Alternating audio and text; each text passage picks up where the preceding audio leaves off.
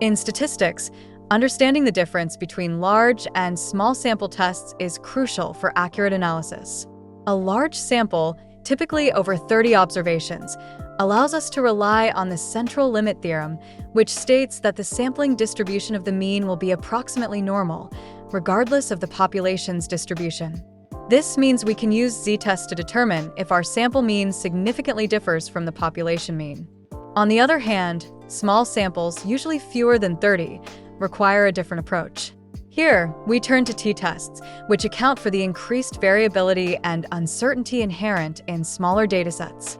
For example, if we're testing a new teaching method on a class of 15 students, a t-test helps us assess whether the observed improvement in test scores is statistically significant, considering the limited data. In essence, the choice between these tests hinges on sample size, impacting our conclusions, and the reliability of our results. Understanding this distinction empowers us to make informed decisions based on our data.